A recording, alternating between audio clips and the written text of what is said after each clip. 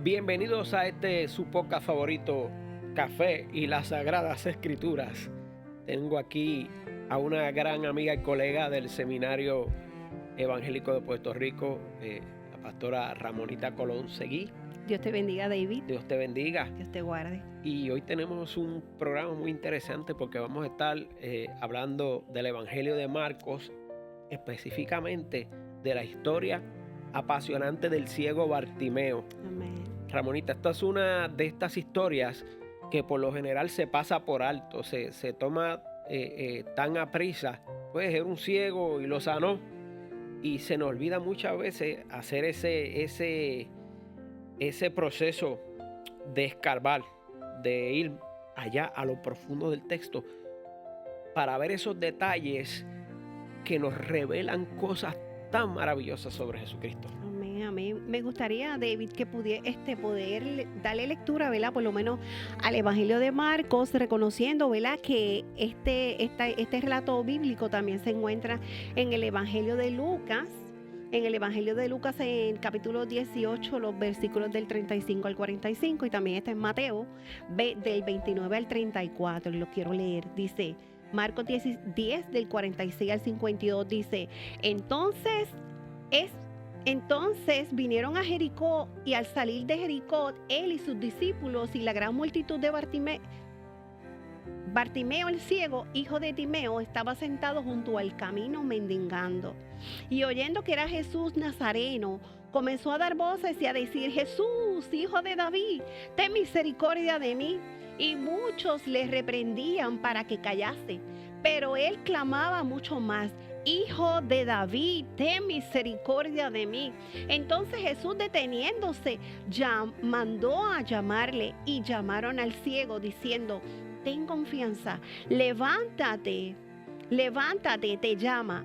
Él entonces, arrojando su capa, se levantó y vino a Jesús. Respondiendo Jesús le dijo, ¿qué quieres que te haga? Y el ciego le dijo, Maestro, que recobre la vista. Y Jesús le dijo, vete, tu fe te ha salvado. Y enseguida recobró la vista y seguía a Jesús en el camino. Maravillosa esa palabra, tan exquisita, ¿no? Amén. Mira, lo primero que a mí se me ocurre pensar, ¿verdad? Es que esto es una historia que hay que enmarcarla en su debido contexto. Y yo creo que lo primero que debemos hablar es del camino. Este camino que Jesús está andando, está pasando por la ciudad de Jericó. Y esta ciudad fue una excepción a lo que fue el ministerio de Jesús. Jesús, por lo general, solía evitar las ciudades grandes. Se concentraba en las aldeas, en donde había personas a las que la religión las tenía marginadas. Y entonces entra a Jericó, y Marcos hace la salvedad de que entraron rápido. Y cuando iban saliendo, entonces estaba este ciego. Aquí tenemos los personajes, el ciego y Jesús. Fíjate qué curioso que no narra Marcos que había más gente llamando a Jesús. Era el ciego.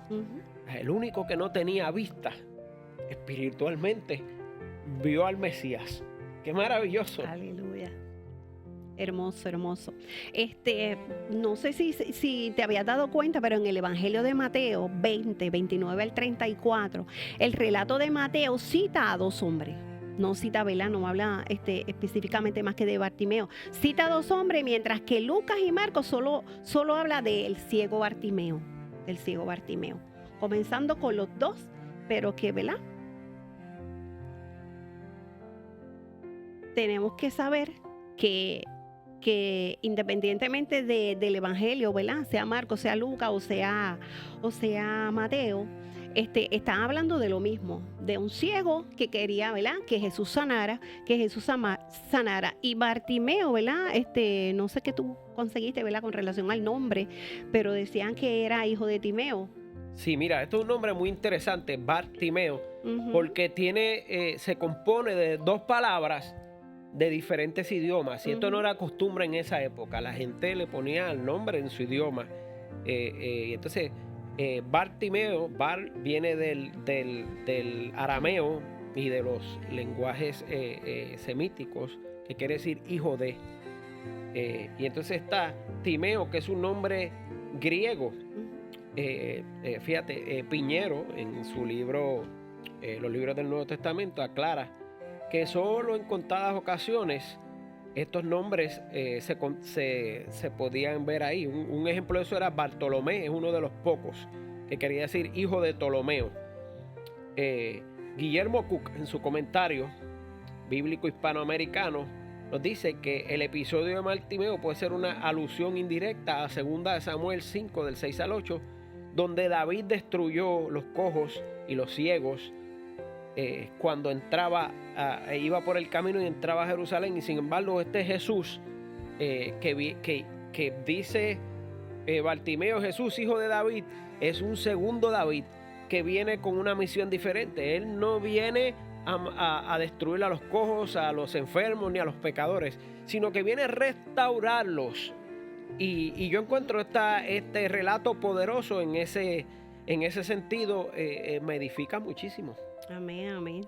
Este pasaje, ¿verdad?, es un recordatorio de la importancia de la fe y la perseverancia. En medio de la adversidad, Bartimeo, hijo de Timeo, ¿verdad?, al escuchar lo que Jesús pasaba, no dudó en clamar, ¿verdad?, por su ayuda.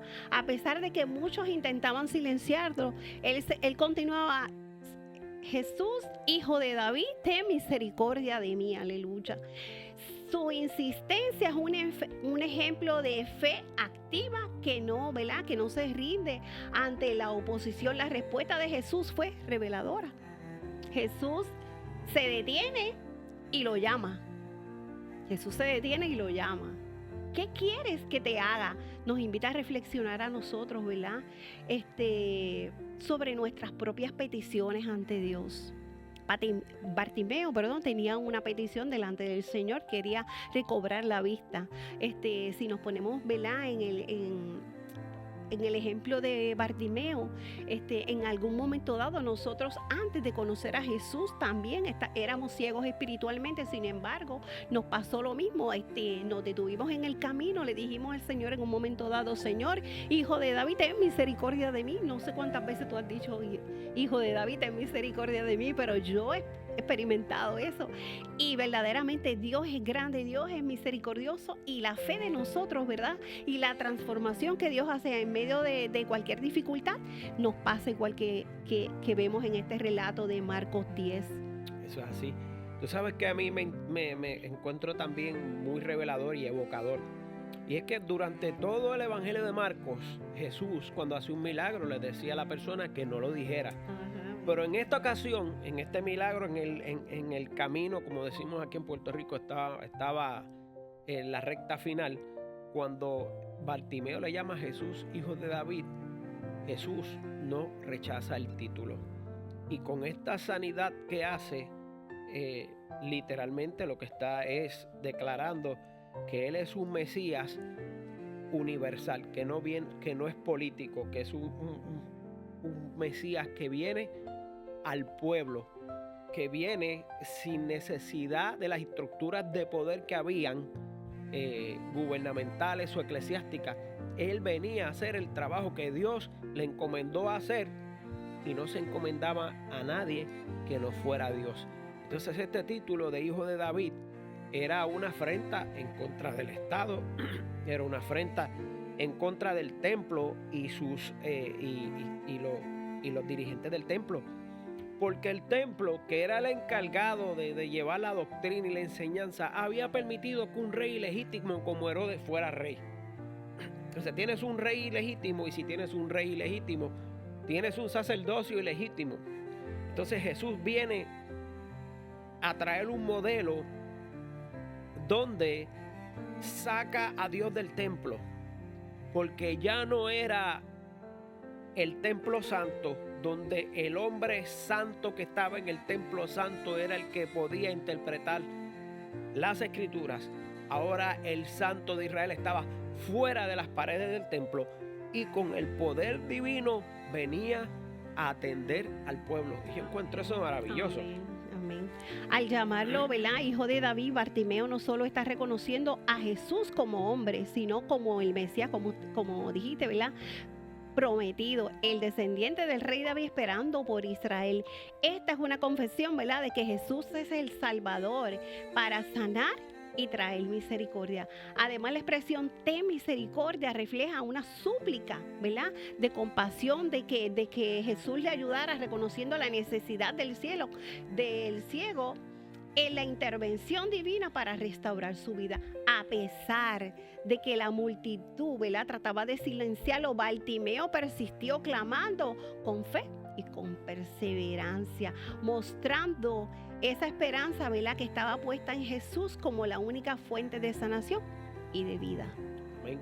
Y además, en este relato, en el Evangelio de Marcos, podemos ver con claridad la teología de Marcos. El autor de este maravilloso escrito nos muestra en este pasaje qué era lo que él pensaba acerca de la divinidad de Dios, de Jesucristo, que Jesús era el hombre grande, el Mesías escatológico, que se había acercado al reino de Dios y había venido a abrir los ojos de los que estaban ciegos. W.R. Telford señala que los dos relatos de Jesús devolviendo la vista a los ciegos están colocados de manera sugestiva en puntos de transición dentro de la narrativa de Marcos. El primero aparece inmediatamente antes de que el lector sea informado sobre el intento de Jesús de lograr que los discípulos comprendieran quién es Él. En realidad, el segundo, justo después de la sección central, en la que Jesús ofrece enseñanzas acerca de la verdadera naturaleza de su misión y del discipulado que surge de ella. Jesús estaba mostrando el camino.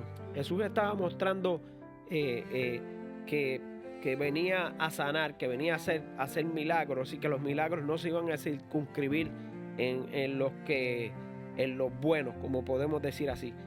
Tenemos este ciego, era un hombre inmundo. Era un hombre que de acuerdo a las tradiciones judías, pues el que estaba enfermo era porque había pecado. O sea, esto era un pecador inmundo arrastrado en lo más vil, en la condición más vil que pudiera ser un hombre. Y sin embargo, Jesús se acordó de Bartimeo cuando Bartimeo estaba ciego, cuando era pecador. Y esto resuena, aquí me resuena grandemente la teología paulina de que Jesús se recordó de nosotros cuando éramos pecadores. Porque en algún momento todos hemos sido Bartimeo. Hemos estado ciegos al Mesías. Claro, hemos estado ciegos a la verdad de Dios. Hemos estado ciegos también a lo que nosotros como discípulos de Jesús deberíamos estar haciendo, que es ir a donde están esa gente que necesitan y suplirles. Gastarnos, ¿verdad? Gastarnos. Bartimeo era un ejemplo, ¿verdad?, de una fe activa y persistente que no se detenía, ¿verdad?, ante estas dificultades ni ante las voces. A pesar de la ceguera física, ¿verdad?, y condición de mendigo, él reconoce a Jesús como el Mesías y clama insistentemente por su vida. ¿Qué quieres que haga por ti?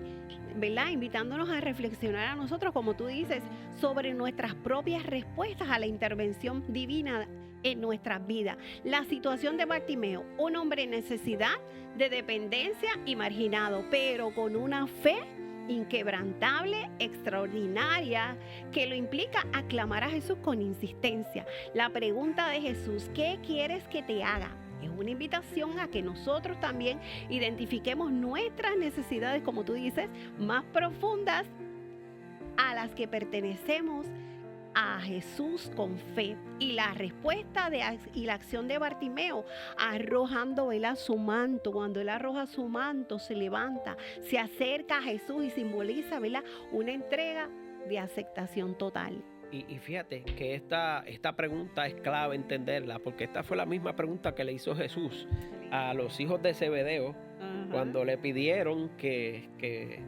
nombrara a uno primer ministro y al otro lo nombraba secretario de Hacienda, sí, como quien dice. Y en aquella ocasión la respuesta fue no.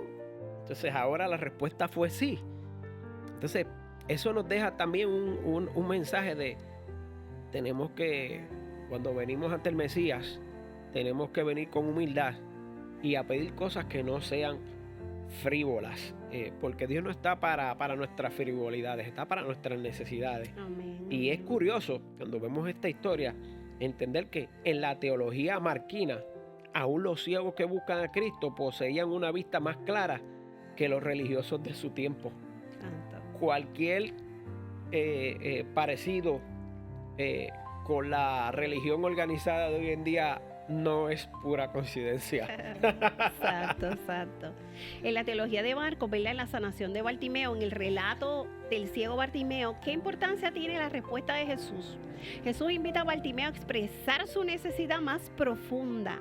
Subraya, ¿verdad?, la importancia de tener claridad y sinceridad en nuestras peticiones. Y otra cosa, ¿verdad? Segundo, la pregunta muestra que Jesús da espacio para que cada persona tome conciencia, ¿verdad?, sobre su propia condición y participe actualmente en el acto de fe y de petición. Tú sabes que la descripción me encanta cuando dice que Bartimeo dejó su capa, porque cuando ponemos esto en el contexto, ¿verdad?, de la época, nadie dejaba su capa, ¿sabes? La capa era la pieza fundamental de ropa, porque la capa te protegía contra el sol durante el día y te protegía durante el frío por la noche. Entonces esto era un hombre que sus movimientos no eran como los de cualquier otra persona, tenía que caminar lento, obviamente, era un ciego. Entonces esta capa para él era, si para una persona normal era de vida o muerte, para él lo era aún más. Y aún así Bartimeo comprendió que la cobertura de Cristo, Aleluya, y de su espíritu y de su milagro era más importante que cualquier consideración física, terrenal, y por eso suelta la capa y abraza a este Mesías que él tenía fe de que lo iba a sanar. aleluya. Y algo que me gusta es la pregunta que dice, ¿qué quieres? ¿Verdad? La pregunta que le hace Jesús, ¿qué quieres que te haga? La pregunta, ¿qué quieres que te haga?, sirve para que cada uno de nosotros reflexionemos sobre las verdaderas necesidades, muestre la fe sincera y participe actualmente con Dios en el proceso de la sanidad y transformación espiritual, ¿verdad? Yo concluyendo digo, como Bartimeo estamos llamados a dejar atrás lo que nos limita, poner nuestra fe en acción y seguir a Jesús con esperanza y valentía. Su respuesta nos desafía a reflexionar qué queremos realmente que Jesús haga en nuestras vidas. Está bueno para una predicación, ¿verdad? Eso es así. ¿Qué queremos que Dios haga en nuestras vidas? Que esta historia, ¿verdad?, del ciego Bartimeo nos impulsa a clamar con fe, a responder con acción, a vivir transformados por el encuentro con el Señor, que seguro de que nuestra fe, ¿verdad?, que ha sido sanado también es para nosotros.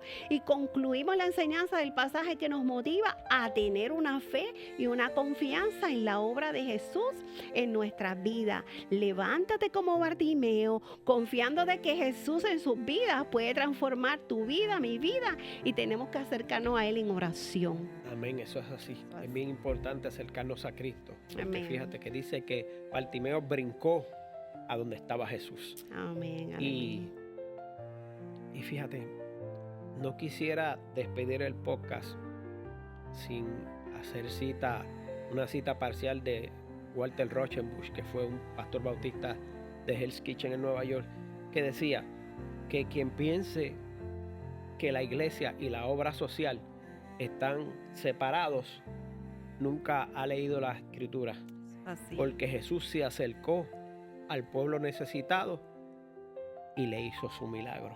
David, algo que yo aprendí desde que me convertí, ¿verdad?, en los caminos del Señor, cuando, ¿verdad?, en la iglesia metodista de Florida, era que Juan Wesley, el fundador de la iglesia, decía, gastad y gastaos en la obra del Señor y nada tenemos que hacer sino ganar almas para Cristo. Y eso me ha impactado de tal forma que aquí estamos, Eso es ¿verdad?, así. para la gloria y la honra del Señor. Y ¿verdad? Y ya que estamos en este mes de octubre, que estamos celebrando esa reforma y esos grandes pensadores, Wesley, Martín Lutero, Martín.